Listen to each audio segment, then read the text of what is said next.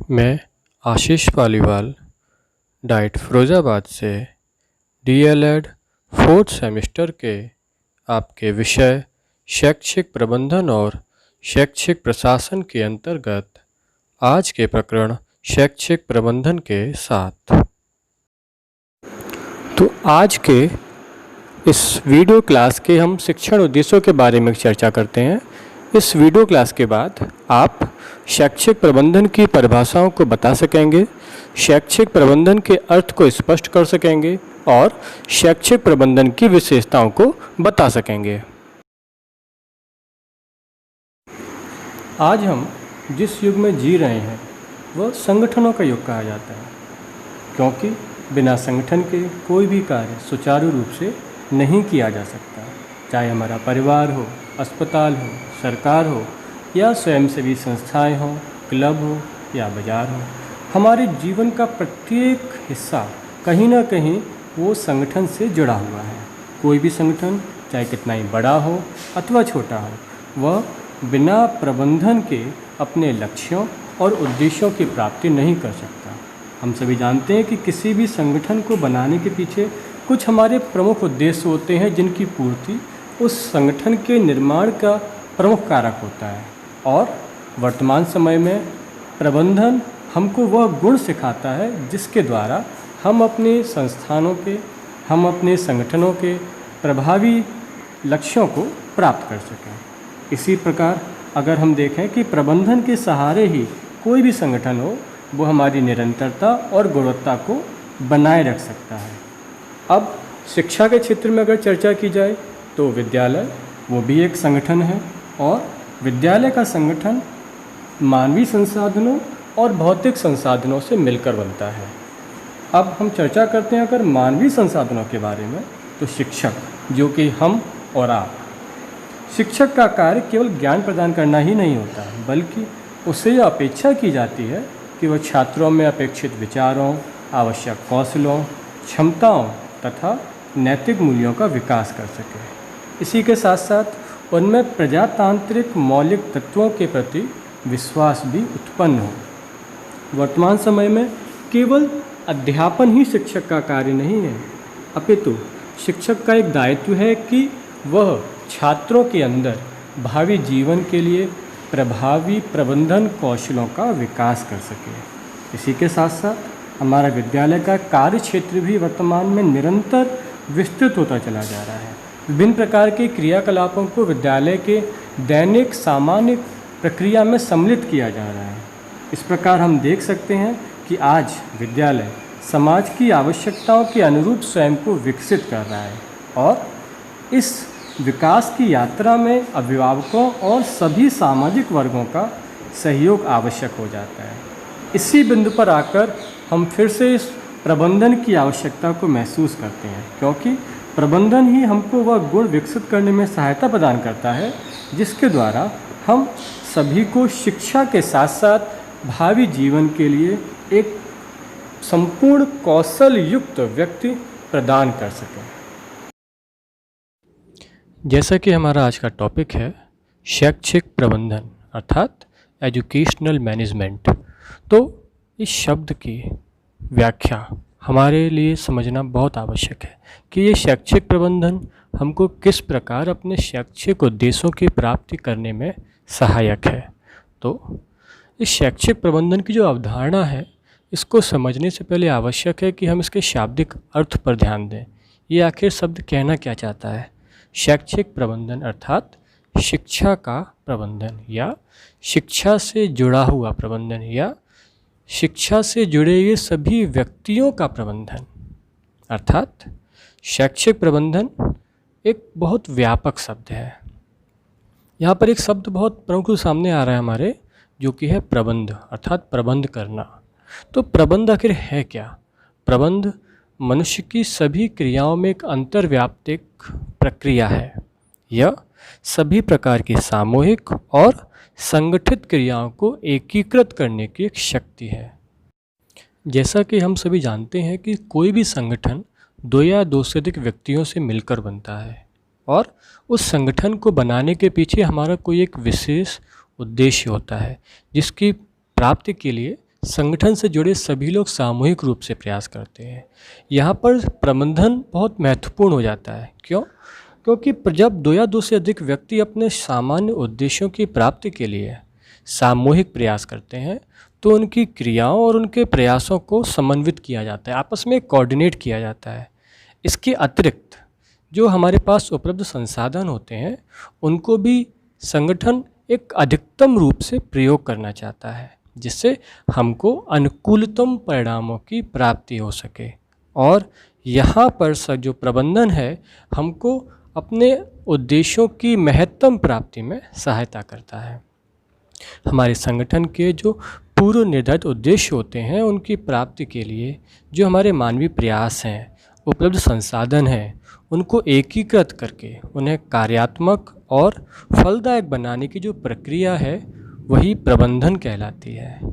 ये जो प्रबंधन है ये संगठनात्मक जीवन की आधारभूत, समन्वयकारी और एक जीवन उत्प्रेरक प्रक्रिया है।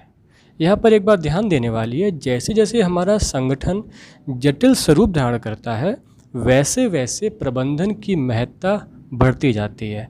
जितना जटिल संगठन होगा प्रबंधन को उतना ही महत्वपूर्ण भूमिका निभानी पड़ेगी। इस प्रकार हम देखते हैं कि संगठन को चलाने के लिए प्रबंधन बहुत आवश्यक है।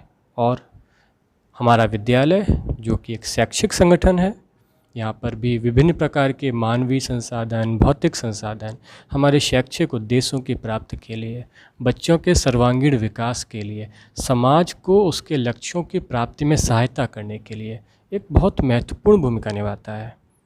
और इस शैक्षिक संगठन यानी कि विद्यालय, इसमें पढ़ने वाले विद्यार्थियों का चौमुखी विकास करना ये भी हमारा एक महत्वपूर्ण लक्ष्य है, उद्देश्य है।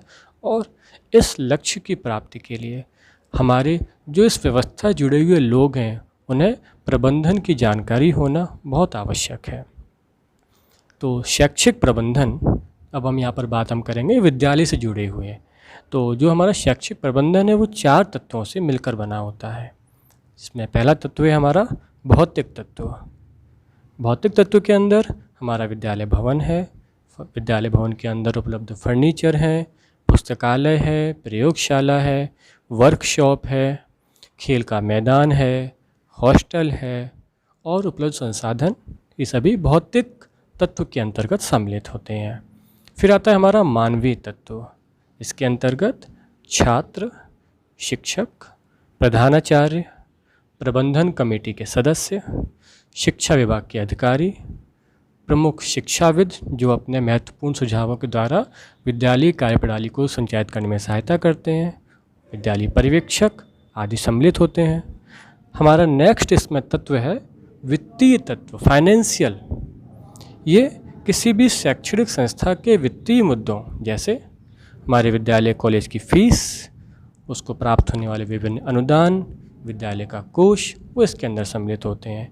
वो हमारा जो अंतिम तत्व है वो है सैद्धांतिक तत्व, अर्थात शैक्षणिक संस्था को चलाने के लिए बहुत सारे सैद्धांतिक तत्व भी सम्मिलित होते हैं, जिसमें समय सारणी है, टाइम टेबल, किस अध्यापक को किस समय क्या करना है, विद्यालय का अनुशासन, पाठ्य सहगामी क्रियाएं जिसको हम वर्तमान में CCA यानी कि को करिकुलर एक्टिविटीज़ के नाम से जानते हैं। इसके अलावा बहुत सारे नियम, सिद्धांत हमारे सैद्धांतिक तत्वों के अंदर सम्मिलित किए जाते हैं।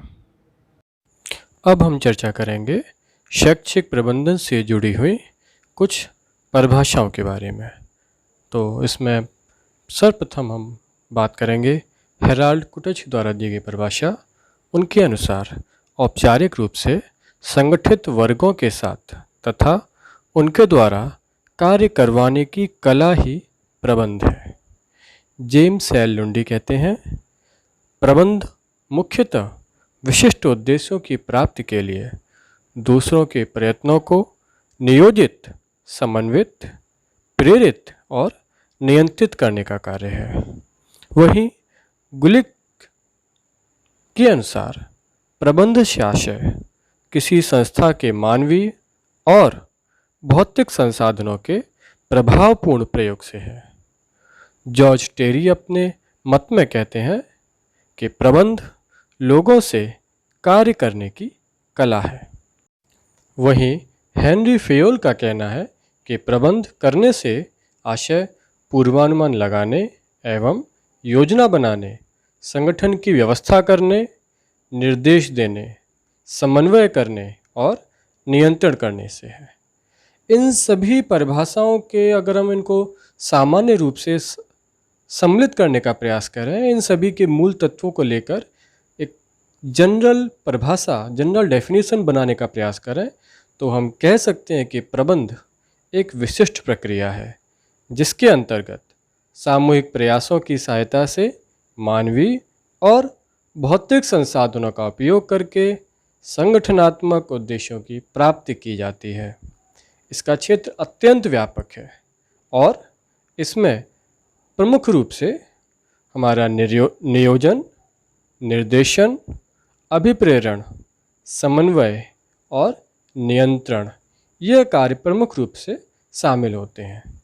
वहीं अगर हम शैक्षिक प्रबंधन को एक संकीर्ण अवधारणा के रूप में देखें तो यह एक ऐसी प्रक्रिया है जिसके द्वारा प्रबंधक अन्य लोगों के साथ सहयोग और समन्वय का वातावरण बनाते हुए शिक्षण संस्थान में जो हमारे उद्देश्य निर्धारित किए गए हैं उनकी प्राप्ति के लिए शैक्षिक और सहशैक्षिक यानी कि एजुकेशनल यानी करिकुलर और को करिकुलर एक्टिविटीज़ को संचालित करता है।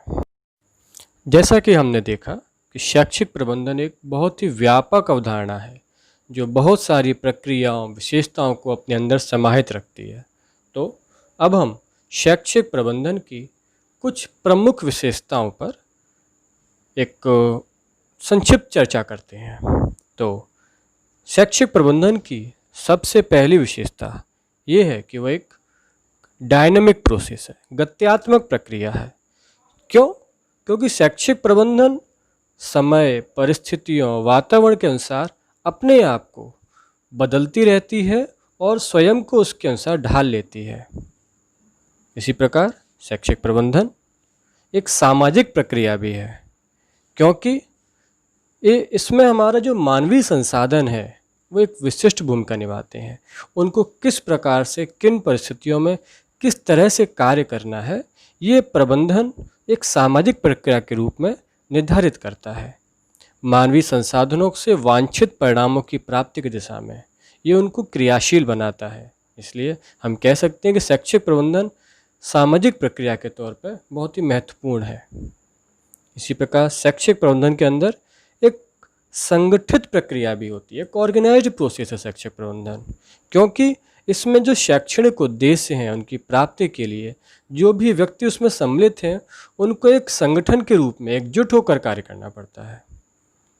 शैक्षिक प्रबंधन एक सार्वभौमिक प्रक्रिया भी है। क्यों?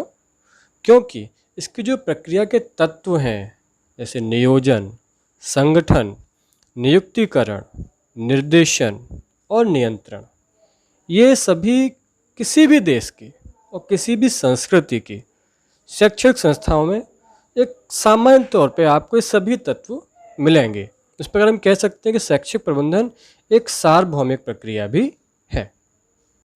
इसी प्रकार शैक्षिक प्रबंधन की कुछ अन्य विशेषताएं भी हैं, जैसे ये एक अनवरत प्रक्रिया है, कंटिन्यूअस प्रोसेस है, नेवर एंडिंग। ये एक ऐसी प्रक्रिया है जो लगातार चलती रहती है, जो हमारे शैक्षणिक उद्देश्य जो पूर्व निर्धारित हैं उनकी प्राप्ति के बाद भी ये प्रक्रिया चलती रहती है। क्यों? क्योंकि इसमें हमेशा एक नए सुधार की ओर, उच्चतर सुधार की ओर ये हमेशा अग्रसर रहती है। इसी प्रकार शैक्षिक प्रबंधन एक उद्देश्य आधारित प्रक्रिया भी है। क्यों? क्योंकि इसके अंदर उद्देश्यों की एग्जिस्टेंस रहती है हमेशा। शैक्षिक प्रबंधन शैक्षिक संगठन के उद्देश्यों से एक जुड़ी हुई प्रक्रिया है और उद्देश्य हमको उन गंतव्यों को, उन हमारे लक्ष्यों को, उन हमारे डेस्टिनेशंस को निर्धारित करती है, निर्देशित करती है, जिन्हें शैक्षिक संगठन के द्वारा प्राप्त किया जाना है। इसी प्रकार हम देखते हैं कि शैक्षिक प्रबंधन हमारे संसाधनों के मध्य एक समन्वय स्थापित करती है। ये हमारे जो रिसोर्सेज, अवेलेबल रिसोर्सेज हैं उनके बीच एक रिलेशनशिप डेवलप करती है, क्योंकि हमको लक्ष्यों को प्राप्त करने के लिए सभी संसाधनों को उपलब्ध कराया जाता है और जो हमारा प्रबंधन है वो अपने ज्ञान और अनुभव के आधार पर उनका प्रयोग करते हुए इन सभी संसाधनों के मध्य एक संबंधों की स्थापना करता है और जिससे हमें वांछित परिणामों की प्राप्ति होती है। इसी प्रकार जो हमारा शैक्षिक प्रबंधन है उसके अंदर एक अंतर विषयक उपागम यानी कि इंटरडिसिप्लिनरी अप्रोच भी होती है, क्योंकि हम देखते हैं कि जो हमारा ये शैक्षिक प्रबंधन है वो विभिन्न विषयों के रूप में विभिन्न सिद्धांतों और अवधारणाओं को अपने साथ समाहित करता है। ये अपने विकास के लिए, अपने उन्नति को ले जाने के लिए मनोविज्ञान से भी धारणाओं को विकसित अपनी ओर लेता है, प्रबंधन से भी लेता है, सांख्यिकी से, मतलब जहाँ जहाँ से ये अपने आप में सुधार कर सकता है उन सभी तथ्यों को अपने अंदर समाहित करता है। अतः निष्कर्ष के तौर पर हम कह सकते हैं कि शैक्षिक प्रबंधन में हमारा आशय उन सभी क्रियाओं से है जो शिक्षा के प्रचार प्रसार, उसकी गुणवत्ता की वृद्धि हेतु सुनियोजित की जाती है। यद्यपि इसमें आर्थिक नियोजन भी होता है, लेकिन जो मुख्य रूप से ऊर्जा होती है वो शैक्षिक दृष्टि से निहित होती है। इसका उद्देश्य शैक्षिक प्रशासन को उच्च मार्ग की ओर ले जाना होता है और शैक्षिक प्रबंधन अंततः व्यक्तिगत और सामाजिक जीवन के उत्थान की ओर केंद्रित होता है। धन्यवाद।